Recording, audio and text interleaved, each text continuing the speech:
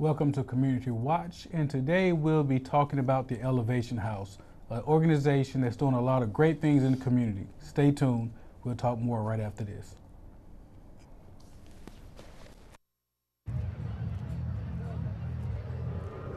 Looking for these? You drive buzzed. It could be one very expensive ride.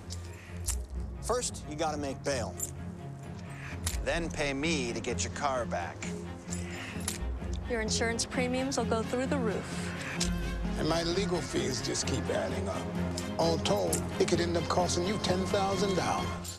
Nothing kills a buzz like getting pulled over for buzz driving, because buzz driving is drunk driving.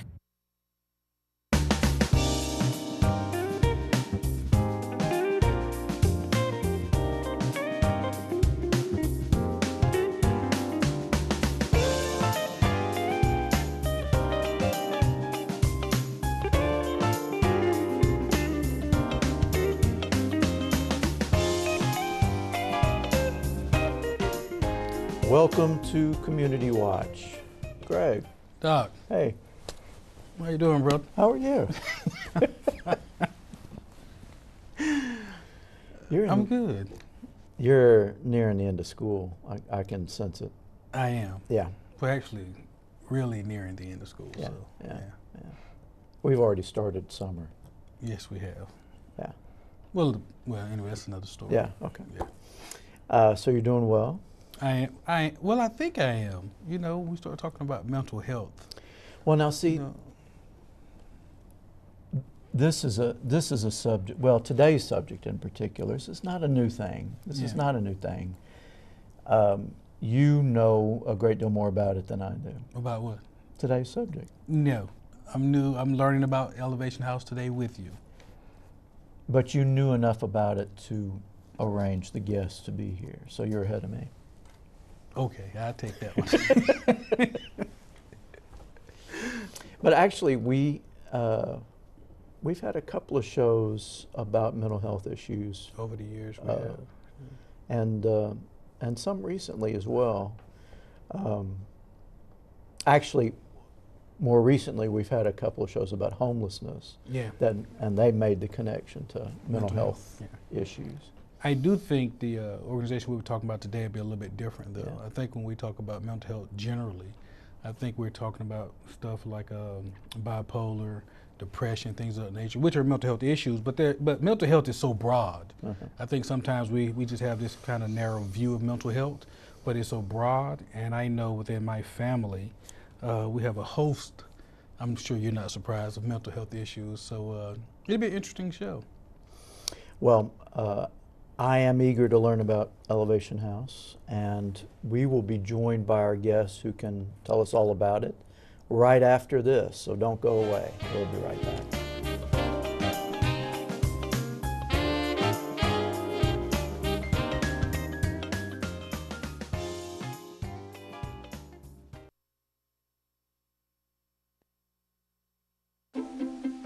The color in my garden keeps the pink in my cheeks. I was very independent and thought I could take care of myself. I fell and I had to have Meals on Wheels. They're my savior. My name is Lola Silvestri.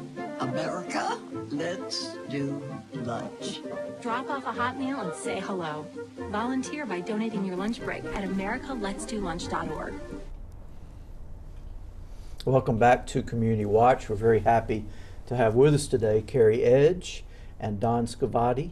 I hope I came close. You got it. You got it, okay. yeah. And Carrie Edge, you are the executive director of Elevation House. And Don Scavati, you are the founder and board president. That's right. Okay. So we got that established. That's good. I suspect Greg does know more than he's admitting to, but I definitely have just heard about Elevation House. So let's start there and tell us a little bit about what it is. Yeah. Go ahead, Yeah. founder. All right. Well, our mission is really to do away with economic and social isolation for people who live with mental illness. If you think about adults who live with social issues like mental illness, one of the big problems that they face is they tend to get isolated in society. They get marginalized, and a lot of that is by society itself, but a lot of it over time becomes self-imposed, because over time they begin to feel sort of ostracized from society, and they just sort of become reclusive. So the two big issues that they face really are social in nature, just having relationships, friendships, being ingrained in the community, feeling like they're part of something that's greater than they are. And the other issue they face is it tends to be financial, because the vast majority of people who live with mental illness do not work, and it becomes a big challenge for them. So our mission is to attack those two issues head on, and we have a number of strategies and tactics to do that. I guess what I have a number of questions, but I'm curious what inspired you to do this and say this needs to be done and I'm going to take it on. Right. Yeah. So probably like so many of us who start something new in our lives, there's some kind of catalyst, and I think that's what you're scratching at here. For me, the catalyst was my own adult son. He was diagnosed at the age of 16 with a serious mental illness. We went through a very difficult last 8 years. We still face some challenges. But one of the real bright spots during a very troubled journey as we've been trying to get our arms around this big challenge called mental illness was our experience with a clubhouse in Greenville, South Carolina called Gateway House. After my son had been hospitalized many times, what we found was that each time that he would leave seemingly healthy or on the right track, he would fall back into patterns of behavior that would land him back in the hospital. And we were looking for an alternative. And for the first time ever during that 8-year period, we actually found a real breath of fresh air in a clubhouse, because just as it sounds, it's not a hospital.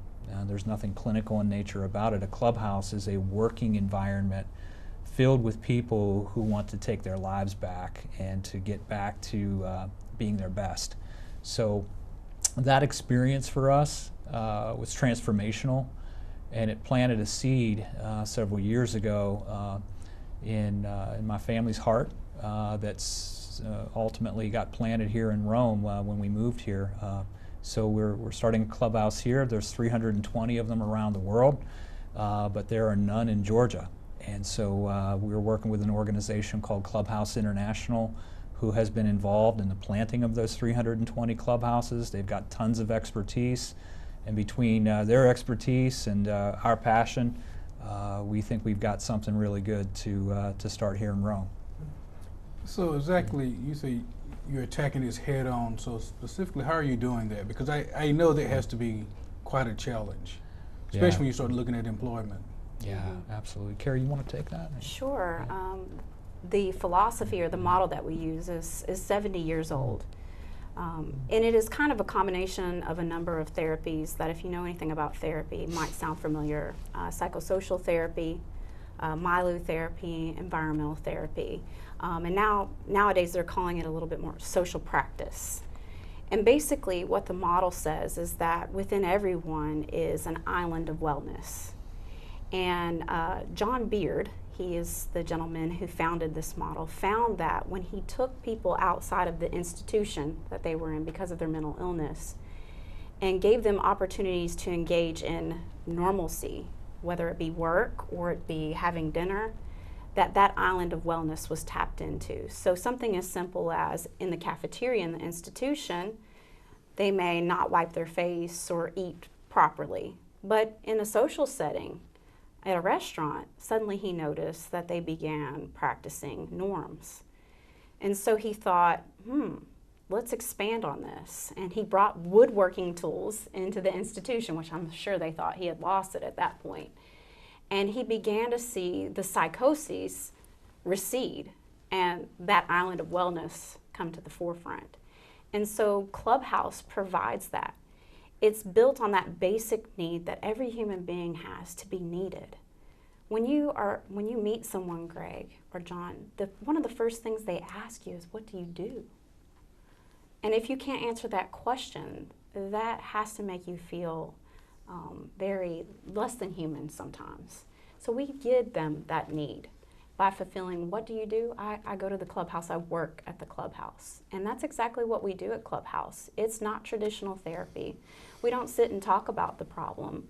We focus on that island of wellness and what they can do well and contribute to society.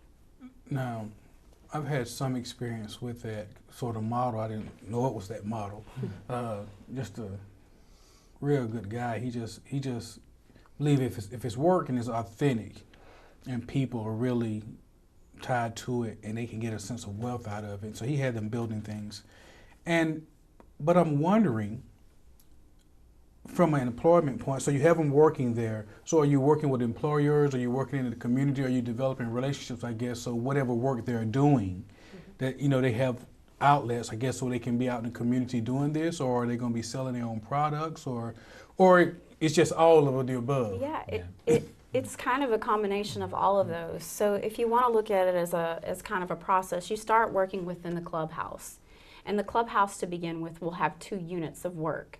One of those would be the kitchen unit, and the other would be the clerical unit. In the kitchen unit, they actually would make the food, prepare the menus, serve the food, clean up afterwards, and even have a garden to actually grow their own food.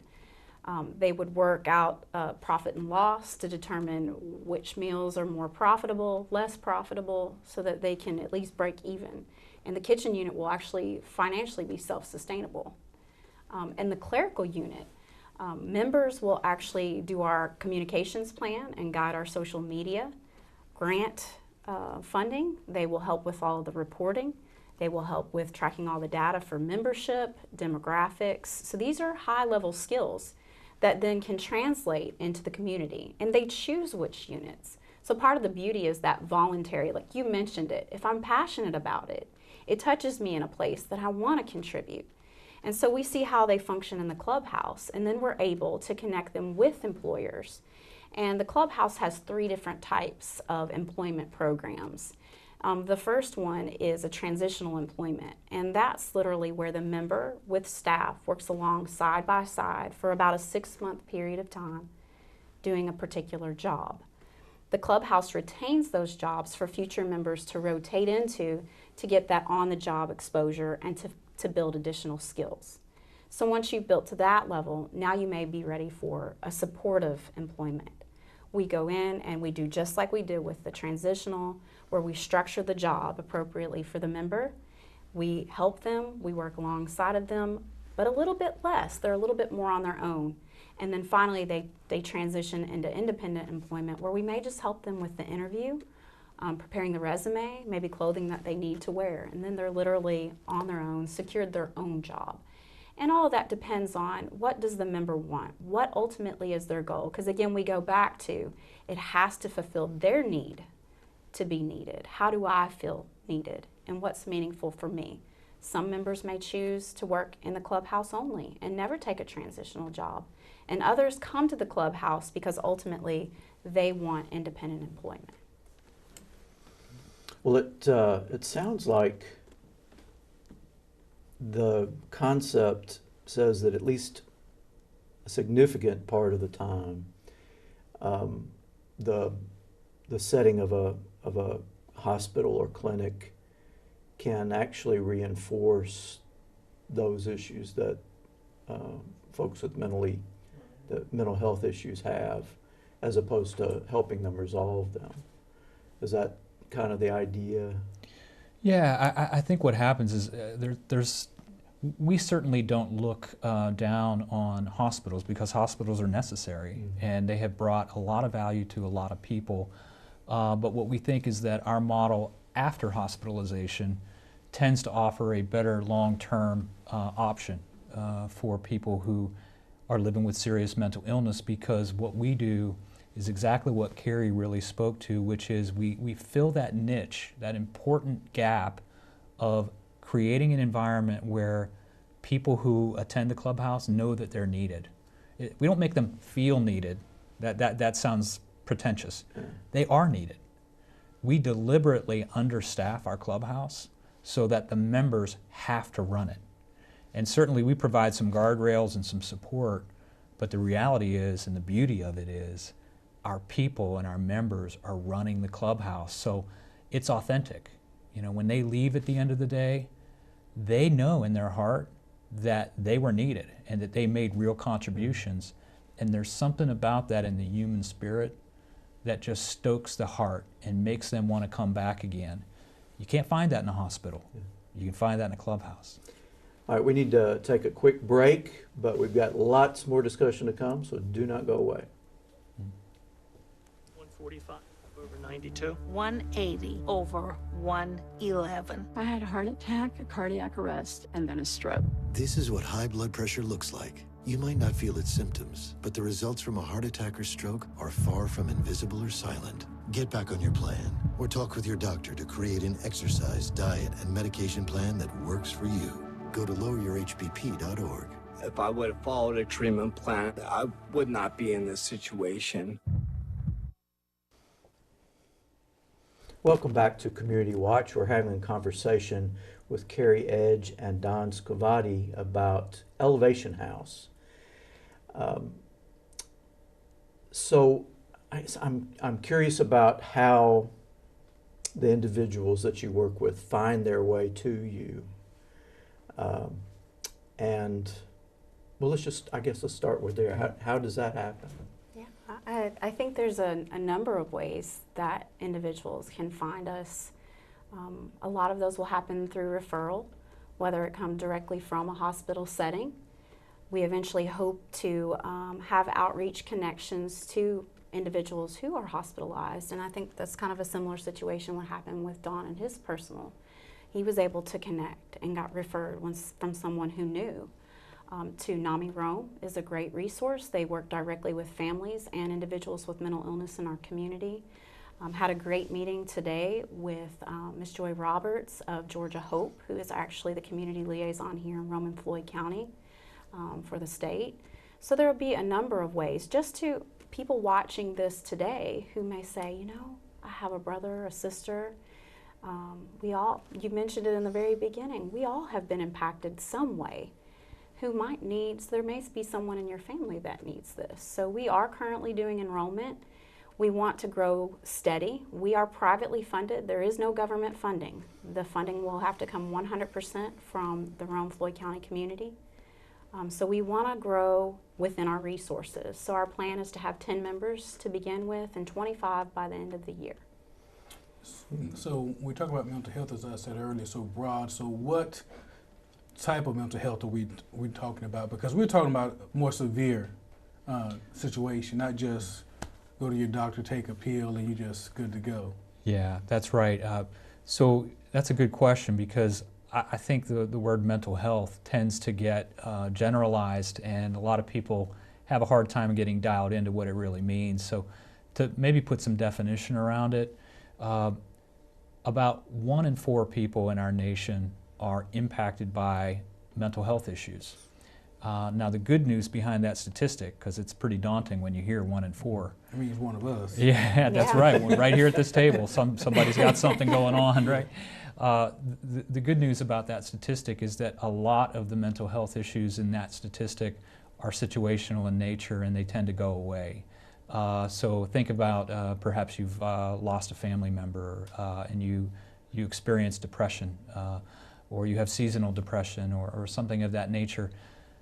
Those are situational in nature, but the kind that we're dealing with in a clubhouse is more chronic and severe mental illness, and the statistic there is more like 1 in 20, which is still a very large number when you consider that we have 300 million people in this country. There's millions of people walking around with serious mental illness. So we're talking about diagnoses such as bipolar disorder, schizophrenia, schizoaffective disorder, severe mood disorder, things of that nature. I have severe mood issues. We don't need to go into that here, but yes. Well, 1 in 4. I'm just We are doing open enrollment, Greg.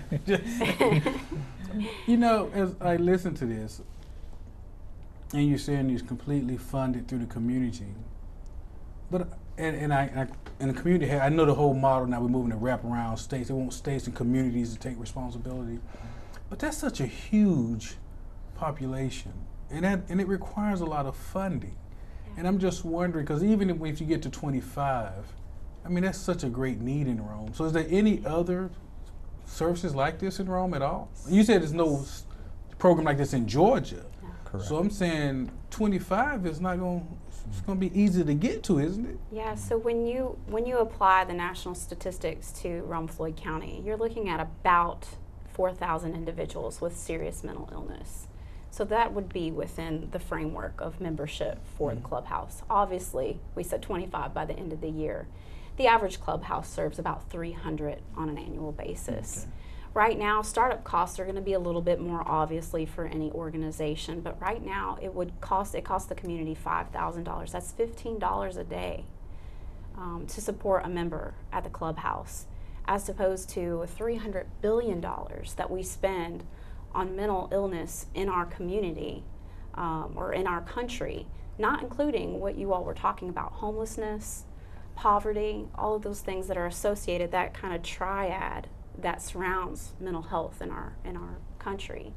So the costs, yeah, they're significant, but when you look at the average day to be hospitalized is about half of what it costs for a member to be there for an entire year. The savings and the benefits of lifelong recovery with individuals who are participating in Clubhouse. Now, members of the clubhouse, is there a cost to them, or is it? Yeah, that's the beauty of it, is there's no cost to the member. Membership is free, and you are always a member of the clubhouse. Even if you go away for a while and you decide it's just you need a break, it's a lifetime thing. You always have a home as a member at Elevation House. So that's an important aspect of what we offer. Because it's predictable and it's reliable. And as we talked about earlier, people with mental illness typically don't have a lot of predictability or reliability in their lives, so we can sort of be that beacon of reliability for them. And one other thing I wanted to comment on too that Carrie spoke to is think about community impact. The areas that we can really make a difference in are financial in nature. There's real dollars to be saved here. When somebody doesn't have to spend time in the hospital at a cost of $2,500 a day that they can't pay for, which ultimately becomes the community's expense, that's real community impact. When somebody doesn't have to be incarcerated, I mean, we've got a jail that's adding on real estate right now. So when somebody doesn't have to be incarcerated, it saves the community money. So those are two of the key areas that we really help with.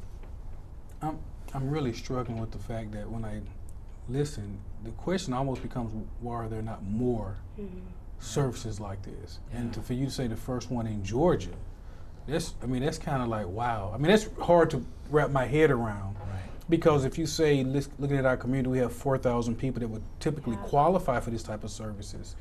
That's a lot of people. And to think there's no services in Georgia alone, that you really have to ask your question, how serious are we sometimes when we talk about health and mental health, that we have a shortage in services for people that need it in such of these areas. Yeah, absolutely. There's a tremendous shortage in mental health care altogether. We were talking about this earlier today, and even the field itself, the number of psychiatric nurses and doctors that are needed, this is such a huge growing field that we cannot meet the need. So there needs to be more funding that's placed towards things like Elevation House and other great programs. Again, we're just one part of the big solution. So, but you're absolutely right. There's a tremendous need for increased resources. We know that in Georgia, and I don't know if this is true around the country, but in Georgia cut funding to mental health facilities some years ago. And we've talked about that on the show before. Several times. Yeah. There has been a nationwide cut in state hospitals from the mentally ill. And across the country, having worked with the sheriff's office, we did extensive studies. Our community is not the only community in great need, but there are significantly less dollars coming from the state of Georgia for mental health than other states. It's just the reality. So to get or for me to get a better sense of the day-to-day at the clubhouse, it doesn't provide housing, or does it? Well, that's an eventual evolution that we plan to address. So some of the things that we do at the clubhouse, we really want to attack a couple of the key things that really plague our members. One of them is safe housing, safe, dignified housing. And a lot of clubhouses, once they mature and they get established in the community, that's one of the challenges they take on, and they actually begin to procure housing. And we have a dream of evolving into that as well. That won't be a day one thing for us, but it's an eventual thing. Some of the other key areas that we want to help with are education. We spoke about jobs. We want to help with life skills as well. So a day in the life at the clubhouse is going to look different for every member based on their dream. We're going to tailor plans and help them develop individual success plans to reignite the dream that they once had. And if that's going back to school for one member, great. And for another member, if it just means finding friendships, then that's great as well, and everything in between. So we're going to tailor our program to fit the needs of our members. Well, that actually makes more sense then for me in that 10 to 25, because if you're doing customized plans like that, you really can't have too many people. Because that's a lot. I mean, even just 10 customized, as a special education teacher, when you start talking about 10 different case plans, and they're really tailored, truly tailored to the needs and desires of the customer, that can be a lot. I mean, sometimes that's one of the problems I think we have in education is we kind of have a one plan fits all, and it really doesn't work. So I can see even 25 being a tremendous amount of work. Definitely if you're talking is. about customized. But we utilize the members to help too. There's almost a mentoring that happens. The first 10 will become the strong core, the founders, if you will, and they'll begin to mentor, and they can bring experiential learning that Dawn and I don't have. And there's so much value added to that as well, sharing from the experience that they have had. Well, we're coming up on another break here. When we come back, I want to share with our viewers where they can send their donations, because I know by now they need to, okay, I'm ready. So stay with us. We'll give you that information right after this.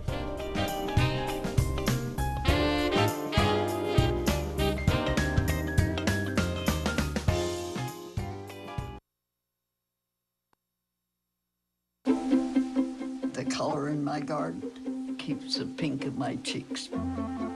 I was very independent, thought I could take care of myself. I fell and I had to have Meals on Wheels. They're my savior. My name is Lola Silvestri. America, let's do lunch. Drop off a hot meal and say hello. Volunteer by donating your lunch break at americaletsdolunch.org. Welcome back to Community Watch. We've been having a conversation with Carrie Edge and Don Scavati about Elevation House, and they need your donations to make this work. So we have less than a minute. Very quickly, how can folks find out more and contact you? Yeah, well, one of the things that's important, just to remind everybody, there are no government dollars coming into this program. This is about private funding. This is about the community rallying behind something that we really believe is going to be transformational for the community. And Carrie, you can offer some of the details about how to reach out. The easiest way to give and to find out more information is on our website. That's elevationhouse.org. There's a donate button there. And you can also call me directly at 706-413-2323. Okay, well, thank y'all very much. Thank you for being with us. We'll see you next time on Community Watch.